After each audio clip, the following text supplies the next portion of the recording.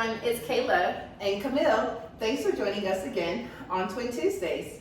So this week joining us is Meta Rumph, who is a commercial funding mortgage broker, and she is here to talk to us this week about her services that she offers in the mortgage space. So thanks for joining us, Meta. We're so happy to have you. Thank you both for having me. I'm excited to have you here and answer any questions your clients might have and for other real estate agents. Awesome. So we chatted a little bit about some of the needs people have for commercial funding, the type of businesses that use this service and what's out there. So commercial funding can be used for an acquisition of a business, primarily acquisition of a building. They're really looking for a brick and mortar to finance, but they will sometimes finance a franchise or a building and a business. And we're generally looking for currently standing businesses, although I can also finance people buying a business that's already standing that they haven't run before.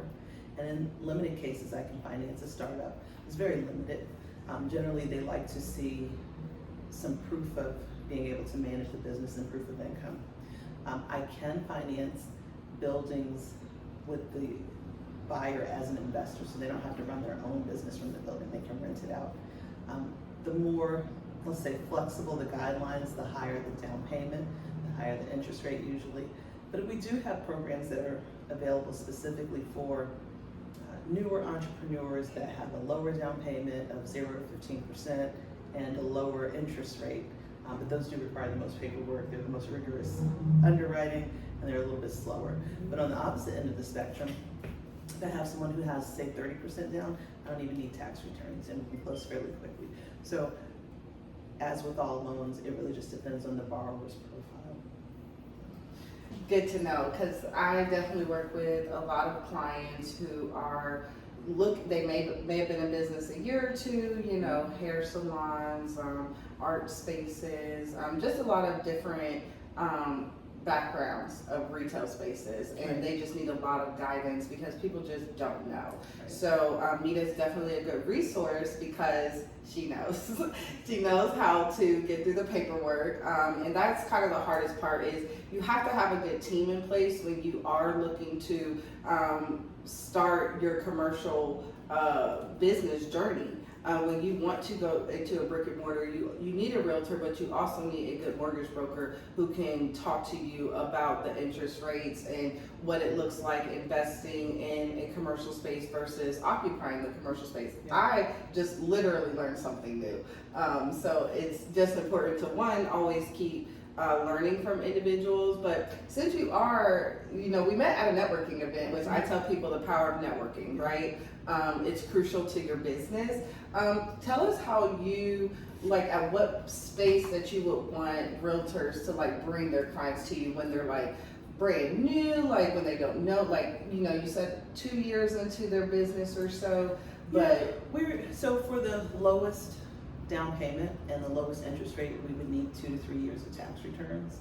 I don't mind meeting people much earlier than that because it's important to have your tax returns structured properly in order to get the financing if that is your eventual goal. Most new businesses are taking every available write-off when they first start because they don't always have as much working capital, and or they are working with the CPA whose general goal is write-off, which is fine.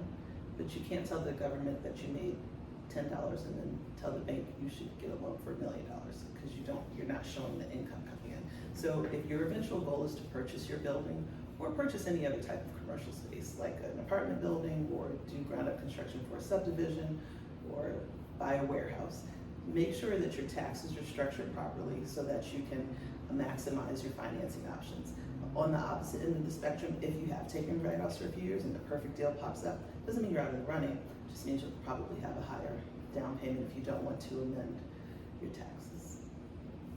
Okay, sounds good. So for those who don't know, we will be meeting with a tax professional soon who deals with people who work in real estate and things like that. So we will be having that video coming up because that is super important when you're trying to get funding for your commercial space.